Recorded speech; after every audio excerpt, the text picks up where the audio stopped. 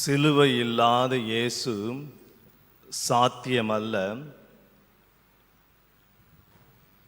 இயேசு இல்லாத சிலுவை விரும்பத்தக்கதல்ல. Jesus without cross is not possible, and cross without Jesus is not desirable. இயேசுவில் பிரியமானவர்களே, இன்றைய நற்செய்தி வாசகம் ஆண்டவர் இயேசு இந்த உலகத்தை விட்டு பிரிந்து தந்தையிடம் செல்வதற்கு முன்னால் தன்னுடைய சீடர்களுக்கு சொன்ன அந்த பிரியாவிடை போதகம், ஃபேர்வெல் டிஸ்கோர்ஸ் என்ற பகுதியிலிருந்து நாம் கொடுக்கப்பட்டிருக்கிறது. யோவான் நற்செய்தி 12:13 17-18 வரைக்கும் உள்ள பகுதியை இந்த ஃபேர்வெல் டிஸ்கோர்ஸ் என்று சொல்வார்கள். அந்த பகுதியில் தன்னுடைய சீடர்களுக்கு பல காரியங்களை சொல்லுகின்றார். அவள் எல்லோரும் ஒன்றாக இருக்க வேண்டும், தான் தந்தையிடம் சென்று அவளுக்கு துணையாளரை அனுப்புவேன், அவர்கள் ஒன்றாயிருந்தால்தான் இந்த உலகம் நீங்கள் என்னுடைய சீடர்கள் என்று அறிந்து கொள்ளும், நான் சென்ற பிறகு நீங்கள் இந்த உலகத்தில் பல்வேறு விதமான துன்பங்களை சந்திப்பீர்கள், அதற்கு தயாராக இருக்க வேண்டும் என்றெல்லாம் சொல்லுகின்றார். இன்றைய மறைவுரை சிந்தனையில் இந்த துன்பம், இந்த துயரம், வேதனை, இது பற்றி ஒரு சில கருத்துக்களை பற்றி நாம் சிந்திப்போம். இங்கே யாருக்கெல்லாம் துன்பம் இல்லாமல் இருக்கீங்க? துயரம் இல்லாமல்? இந்த கேள்வியே ஒரு பெரிய துன்பம். யாருக்கெல்லாம் துன்பம் வேணும்னு நம்ம நினைக்கிறோம் அல்லது வேணான்னு நினைக்கிறோம்? துன்பம் என்றாலே நாம் பயந்து ஓடக்கூடிய மக்கள். நமக்கு துன்பம் வரக்கூடாதுன்னு நினைக்கிற நம்ம, ஆனால் மற்றவங்களுக்கு துன்பத்தை கொண்டு வரோம்.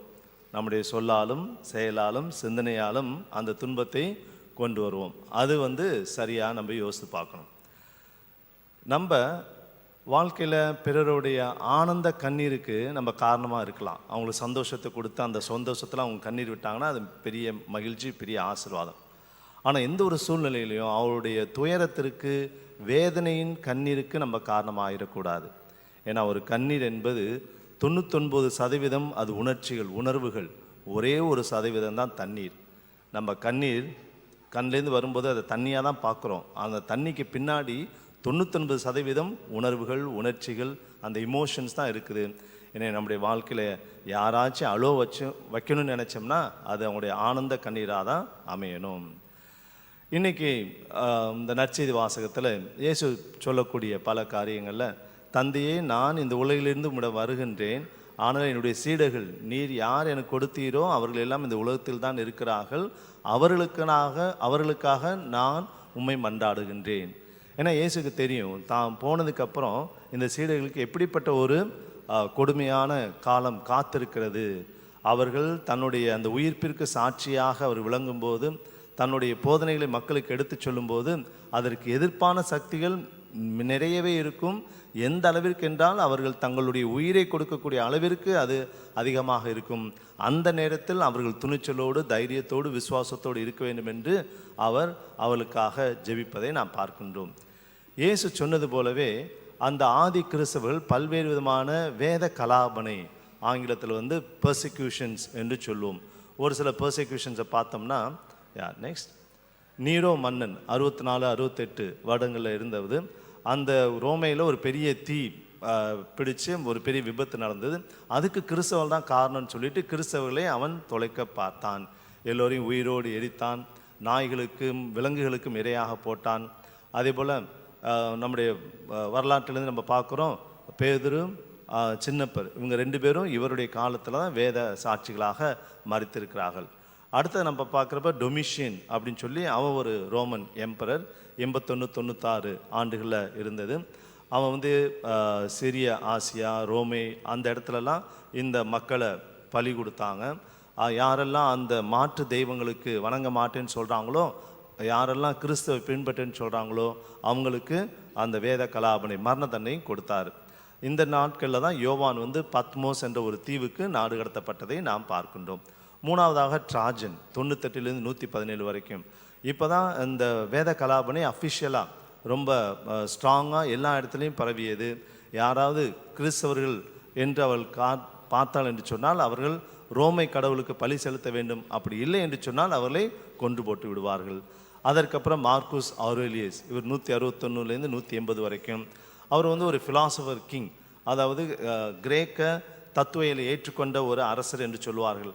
அந்த சாதாரணமாக தத்துவியல் படித்தவர்கள் அல்லது தத்துவியல் மேலே ஆர்வம் கொண்டவெல்லாம் ஒரு தெளிந்த சிந்தனையோடு இருப்பாங்க. ஆனால் இவன் அப்படி இல்லை. மாறாக கிறிஸ்துவை பேசக்கூடாது, கிறிஸ்துவை போதிக்கக்கூடாது, அப்படி மாறி ஏதாச்சும் செஞ்சிங்கன்னா அவங்களுக்கு மரண தண்டனை என்பதை ஒரு கொடூரமாக அவன் வைத்திருந்தான். அதற்கடுத்ததாக அந்த எம்பையர் வைடு, அந்த ரோமை அரசாங்கம் முழுமையாக ஏற்பட்ட வேத கலாபனம் என்று பார்க்கும்போது இந்த செப்டிமியூஸ் செர்வஸ் அவர் இந்த கிறிஸ்தவத்தை முழுமையாக அவர் தடை செய்தார். நார்த் ஆப்பிரிக்கா, ஈஜிப்ட் அந்த இடங்கள்லாம் அந்த சமயத்தில் தான் பெர்பத்துவா ஃபெலிசித்தா அந்த வேத சாட்சிகள் மரணம் அடைந்தார்கள். நம்முடைய இந்த லிட்டனி ஆஃப் செயின்ஸ், புனிதர்களுடைய அந்த லிட்டனி பிரார்த்தனையில் இந்த பேர்லாம் வரும். அதைத் தொடர்ந்து மேக்சிமுஸ் அண்ட் திராசியன் அவரும் லீடர்ஸ், சர்ச் லீடர்ஸ் யாரெல்லாம் அந்த தலைமை பொறுப்பில் இருக்காங்களோ அவங்கள குறிவைத்து அவர்களை கொன்று போட்டான். ஏன்னா அந்த தலைவர்களை கொன்று போட்டால் அந்த சீடெல்லாம் சிதறி போயிடுவார்கள் என்று அவருடைய நம்பிக்கை. அடுத்ததாக பார்க்கும்போது Decius, the first empire wide persecution, இவன் தான் முழுமையாக இன்னும் அதிகமாக கிறிஸ்தவர்களை அவன் கொன்றொழித்தான். அதைத் தொடர்ந்து நாம் பார்க்கின்றோம். அடுத்ததாக வலேரியன், பிஷப்ஸ், கிளர்ஜி, குருக்கள் இவர்களெல்லாம் அவன் கொண்டு போட்டான். எல்லா கோயிலும் மூடணும். அதே போல் கேட்டக்யூம்ஸ், புதிய வேதத்தை படிக்கக்கூடிய அந்த அமைப்புகளை எல்லாம் அவன் மூடிவிட்டான். அதே போல் டயோக்ளிஷன் அண்ட் கெலேரியஸ் தான் வரலாற்றிலே மிகப்பெரிய கிரேட் பெர்சிக்யூஷன் என்று சொல்வார்கள். மிக அதிகமான கிறிஸ்தவர்கள் கொல்லப்பட்டது இந்த காலத்தில் தான்.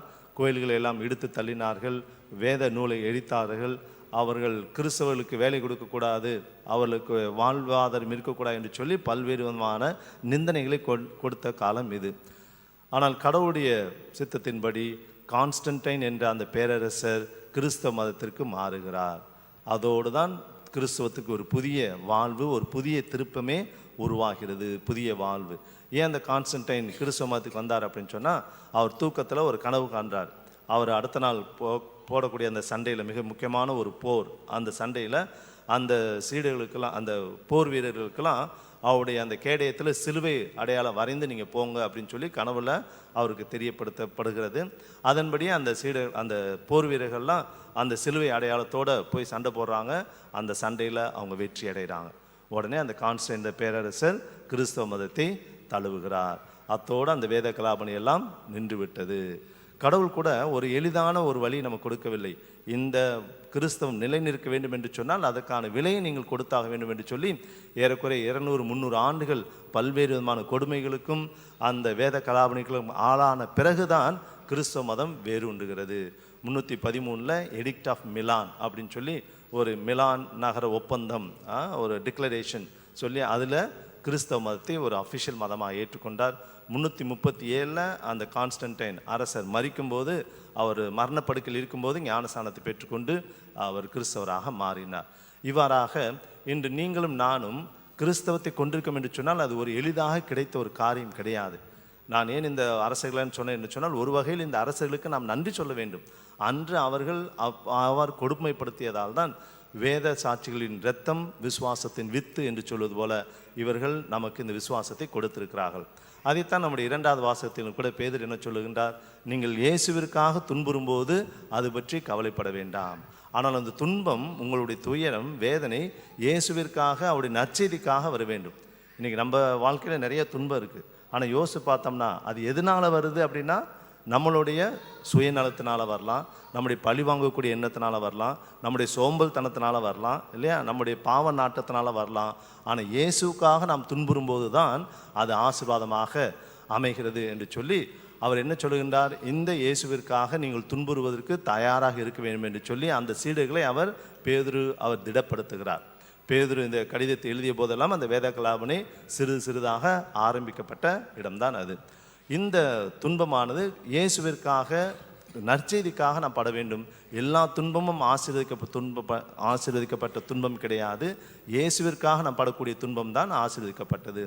அன்பார்ந்தவர்களே, இந்த துன்பம், துயரம் என்று சொல்லும்போது அது தன்னிலேயே ஒரு பெரிய ஆசீர்வாதம் கிடையாது. யார் இந்த உலகத்தில் துன்பத்தை விரும்புவார்கள், துயரத்தை விரும்புவார்கள்? கடவுள் கூட அதை விரும்ப மாட்டார். ஆனால் அந்த துன்பம் எதற்காக வருகிறது, அந்த காரணம், அந்த நோக்கம், அந்த பர்பஸ், அதை பொறுத்து தான் அந்த துன்பத்திற்கு அர்த்தம் இருக்கிறது, அதற்கு ஒரு மாட்சி கிடைக்கிறது. நம்முடைய வாழ்க்கையில் கூட பாருங்கள், நம்ம ஒரு சில கஷ்டங்கள் படுறோம், அந்த கஷ்டம் எதுக்காக வந்துச்சுன்னு அதோடைய காரணம் நமக்கு தெரிஞ்சிச்சுன்னா அதை தாங்கிக் கொள்வோம். ஒரு எளிதாக ஒரு வசதியாக தாங்கிக் கொள்வோம். ஆனால் எதற்காக இந்த துன்பம் என்று தெரியாத போது அந்த துன்பத்தை தாங்கிக் கொள்வது மிக கடினமாக இருக்கிறது. ஏன்? நம்ம எல்லாம் சிந்திக்க தெரிந்த மக்கள், ரேஷனல் பீயிங்ஸ். எனவே இந்த ரீசன் ஒரு எதிர்பார்க்குது, நான் இந்த துன்பத்தை படுறேன் அப்படின்னு சொன்னால் அதுக்கு ஒரு ரீசன் இருக்குதா அப்படின்னு சொல்லி. ரீசன் இருந்துச்சு, அந்த நோக்கம் இருந்துச்சு, அது நமக்கு தெளிவாக தெரிஞ்சிச்சு அப்படின்னு சொன்னால் அந்த துன்பத்தை நம்மளால் தாங்கிக் கொள்ள முடியுது. இப்போ உதாரணமாக 2 மாணவர்கள் பரீட்சை எழுதுகிறாங்க. அந்த 2 பேரும் அந்த பரீட்சையில் தோல்வி அடைஞ்சிடறாங்க. ஒரு மாணவன் நல்லா படிச்சிருந்தான், நல்லா தேர்வு எழுதியிருந்தான், அவனும் ஃபெயில் ஆகிட்டான். இன்னொரு மாணவன் சரியாக படிக்கலை, சரியாக எழுதலை, அவனும் ஃபெயில் ஆகிட்டான். யாருக்கு துன்பம் அதிகமாக இருக்கும்? முதல் மாணவனுக்கு தான், இல்லையா? ஏன்? அவன் நல்லா படித்தான், நல்லா எழுதுனா, அப்படி இருந்து நான் ஏன் ஃபெயில் ஆகிட்டேன்னு அவனுக்கு காரணம் தெரியல. ஆனால் 2வது பையனுக்கு நான் படிக்கலை, எழுதலை, நான் ஃபெயில் ஆகிட்டேன், இது ஓகே அப்படின்னு. ஆக காரணம் தெரியாத துன்பம் மிக வேதனையான ஒன்று.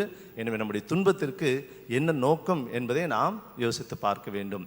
அதே போல் எந்த ஒரு அன்பும் உண்மையான அன்பாக இருந்துச்சுன்னா அங்கே நிச்சயமாக சஃபரிங் அண்ட் சாக்ரிஃபைசஸ், துன்பமும் தியாகமும் இருக்கத்தான் செய்ய வேண்டும். எந்த ஒரு அன்பும் உண்மையான அன்பாக இருந்தது என்று சொன்னால் அதைத்தான் ஆங்கிலத்தில் சொல்வார்கள், one can give without love but cannot love without giving. நம்ம யாருக்காச்சும் எதாச்சும் கொடுக்கலாம், அன்பு இல்லாமல் சரி போய் தொலைறான் அல்லது போயிட்டு போ அப்படின்னு சொல்லி கொடுக்கலாம். ஆக அன்பு இல்லாமல் கொடுக்க முடியும், ஆனால் கொடுக்காமல் அன்பு செய்ய முடியாது. நம்ம யாராச்சும் அன்பு செய்கிறோம் அப்படின்னு சொன்னால் அங்கே அந்த கிவிங் ஆஸ்பெக்ட் இருக்கும். அந்த கிவிங், கொடுத்தல் ஆஸ்பெக்ட், அது துன்பத்தை கொண்டு வரலாம், அது தியாகத்தை கொண்டு வரலாம். இன்றைக்கி இயேசு நம்ம பார்க்குறோம், அவர் தான் அந்த அன்பின் முழுமையாக இருக்கிறார். அன்பே அன்பாக இருக்கக்கூடிய கடவுளுடைய மறு உருவமாக இயேசு இந்த மனித ஒரு எடுத்து உலகிற்கு வரும்போது அந்த அன்பு முழுமையான அன்பாக இருப்பதால் தான் அதில் சிலுவை மரணத்தை நாம் பார்க்கின்றோம், சிலுவை துன்பத்தை பார்க்கின்றோம். ஆக உண்மையான அன்பு எங்கே இருக்கிறதோ அங்கே துன்பம், துயரம், தியாகம் இருக்கத்தான் வேண்டும், இருக்கத்தான் வேண்டும். ஆனால் இன்றைக்கி நவீன உலகத்தில் இந்த அன்பு என்பதை நாம் கொச்சைப்படுத்தக்கூடிய ஒரு சூழலை பார்க்கும். இன்றைக்கி எல்லாம் டிவி சீரியலில் பாருங்கள் அல்லது மூவிஸ்லாம் பாருங்கள், கதைகள்லாம் பார்த்தீங்கன்னா இந்த அன்பை ஒரு கமாடிட்டி, ஒரு பொருளாக பார்க்கிறார்கள். இந்த அன்புக்கு உண்மையான ஒரு மதிப்பை கொடுப்பதில்லை, அல்லது அன்பில் இருக்க வேண்டிய துயரம் அல்லது தியாகத்தை அவர்கள் விரும்புவதில்லை. அந்த அன்பு, லவ் கொடுக்கக்கூடிய எல்லாம் வேணும், ஆனால் தியாகம் எனக்கு வேண்டாம். அந்த அன்பு கொடுக்கக்கூடிய எல்லாம் வேணும், ஆனால் அந்த துயரம் எனக்கு வேண்டாம். அது சாத்தியம் கிடையாது. அன்பு என்றால் அங்கே தியாகம் இருக்கத்தான் செய்யும். ஒரு பையன் இன்னைக்கு எந்த அளவுக்கு அன்பு ஒரு கொச்சைப்படுத்தப்படுகிறது அல்லது ஒரு பொருளாக மாறுகிறது, அதில் உண்மையான அர்த்தத்தை உணராமல் போய்விடும் என்பதற்கு ஒரு உதாரணம். ஒரு பையன் தன்னுடைய கேர்ள் ஃப்ரெண்டுக்கு லவ் லெட்டர் எழுதுகிறான். அன்பே ஆருயிரே, நீ என்னுடைய கண்மணி, நீ இல்லாமல் உலகத்தை நான் வாழ முடியாது, நீ என்னுடைய இதயம், நீ என்னுடைய லிவர், நீ என்னுடைய லங்ஸு அப்படிலாம் சொல்லிட்டு நிறைய எழுதுகிறான். நம்ம 2 பேரும் கல்யாணம் பண்ணி சந்தோஷமாக இருக்கலாம், நிறைய பிள்ளைகளை பார்த்துட்டு வாழலாம், நீ இல்லாத ஒரு உலகத்தை என்னால் நினச்சி பார்க்கவே முடியாது அப்படின்னு நிறையா எழுதிட்டு, நான் உங்களுக்கு ஏதாவது ஐடியா கொடுக்குறேன்னு நினைக்காதீங்க.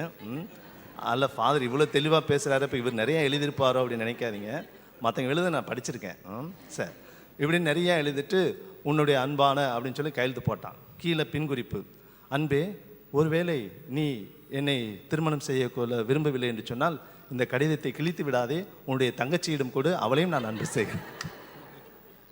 ஆக முன்னாடி சொன்ன அன்பு பலவளவில் எல்லாம் பலவளவில் தான்.